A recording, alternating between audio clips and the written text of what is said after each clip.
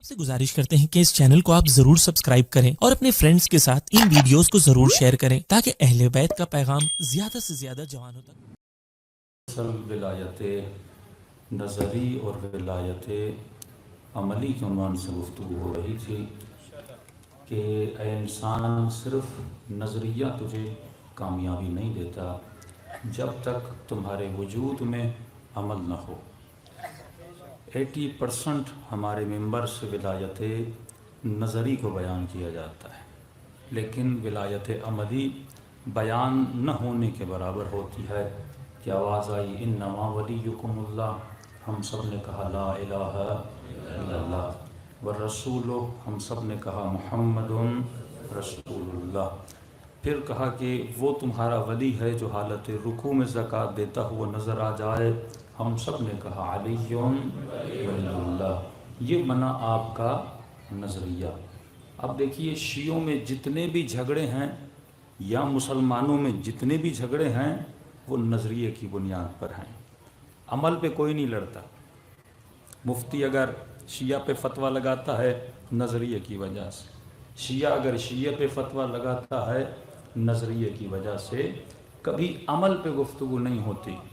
यानी ये मुफ्ती भड़क जाता है अगर इमाम हुसैन के जुलूस को देख ले।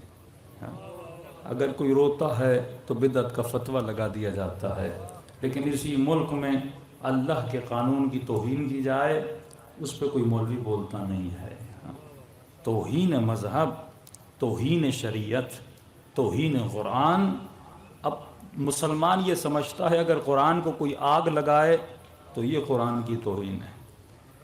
हाँ, ये भी तौहीन है कि मसलन कुरान में कोई हुक्म है और कोई मुसलमान उस हुक्म को पामाल करे।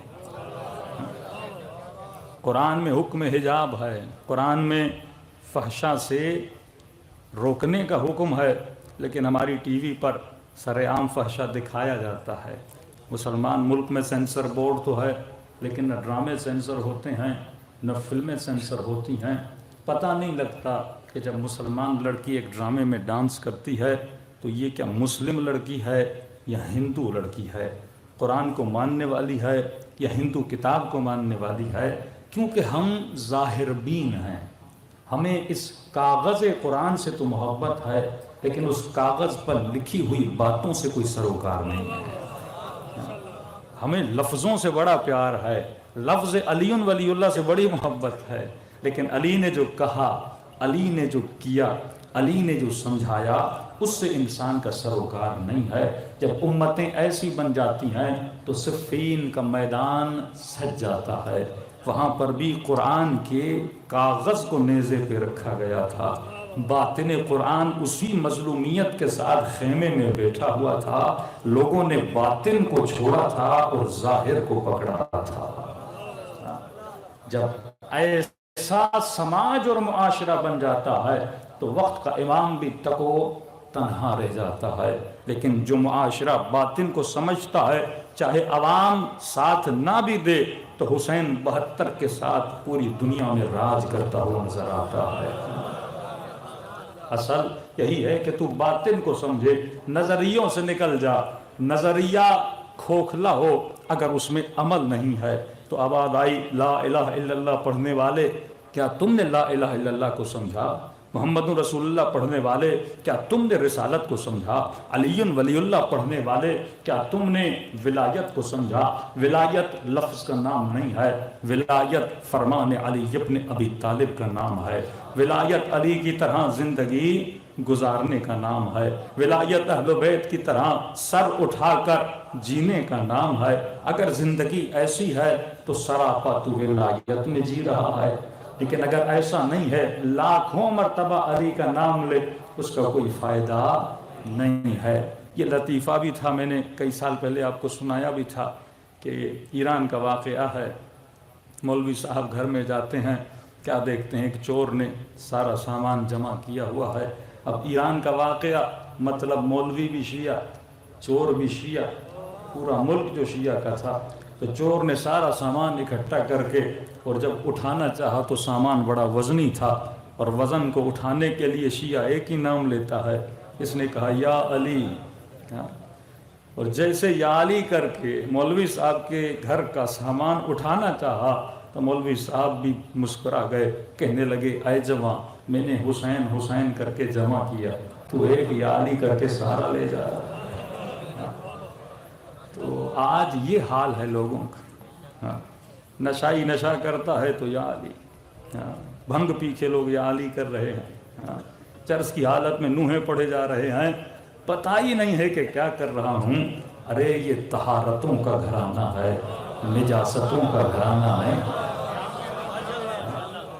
ایک قطرہ بھی نجس گلاس میں چلا جائے پورے پانی کو نجس کر دیتا ہے، تو تمہارے وجود میں ایک قطرہ بھی نجاست کا ہوگا تو کتنا بھی علی علی کرے۔ نماز بھی وضو کے ساتھ ہوتی ہے، علی کا نام بھی طہارت کے ساتھ لیا جاتا ہے، نجاست کے ساتھ نہیں لیا جاتا۔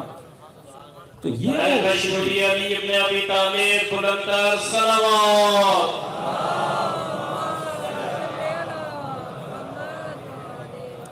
اسلام اتنا دقیق ہے کہ آپ اگر سمجھیں تو دین بھی سمجھ میں آ جائے۔ اب ایک بندے کو سفر کرنا ہے، فیصل آباد سے سیالکوٹ جانا ہے، لاہور جانا ہے، سفر میں اللہ نے ایک سہولت رکھی کہ اگر سفر کرو تو سفر کے بیچ میں نماز پڑھو تو نماز قصر ہے، نماز آدھی ہو جاتی ہے۔ یہ اللہ نے فیسلٹی دی ہے مومن و مسلم کے لیے۔ لیکن اگر یہ سفر پہ جا رہا ہے، بیوی ہو تو شوہر اگر کہے میں تمہارے سفر پہ جانے پہ راضی نہیں ہوں تو سفر حرام ہے۔ بیٹا جائے باپ کہے کہ میرے لال میں راضی نہیں ہوں تو یہ سفر حرام ہے۔ مثلا لاہور سے کوئی شراب کی بوتل لینے جا رہا ہے تو یہ سفر حرام ہے۔ کسی کو رشوت دینے جا رہا ہے یا لینے جا رہا ہے، کوئی ظلم کرنے جا رہا ہے تو سفر کیا بنا؟ حرام کا سفر بنا۔ اب سفر کی حالت میں سے نماز بھی تو پڑھنی ہے۔ جب نماز کی باری آئے اگر یہ سوچے کہ مجھے قصر پڑھنی ہے، اللہ کہتا ہے نہیں، قصر فیسلٹی اس کے لیے ہے جو حلال کا سفر کرے۔ وہاں پہ قصر نماز تیرے اوپر ہے ہی نہیں، پوری نماز تجھے پڑھنی پڑے گی۔ میری شریعت کی فیسلٹی یعنی 4 رکعت 2 رکعت نہیں پڑھ سکتا اگر سفر حرام ہے، تو پوری زندگی حرام کھا کر تو جنت کی فیسلٹی کیسے لے سکتا ہے؟ یہ فیسلٹی ان لوگوں کے لیے ہے جو زندگی ایسی گزاریں جیسی علی ابن ابی طالب نے گزاری۔ تو انسان صرف نظریہ کافی نہیں ہے، پہلے نظریے کو مضبوط کرو۔ کم از کم زندگی میں ایک کتاب توحید کے بارے میں پڑھو، ایک کتاب انبیاء کی رسالت کے بارے میں پڑھو، ایک کتاب مولا امیر المؤمنین کی ولایت کے بارے میں پڑھو، تاکہ معرفت تمہارے وجود میں آ جائے، اور جب معرفت آتی ہے تو بندہ میدان عمل میں اتر جاتا ہے۔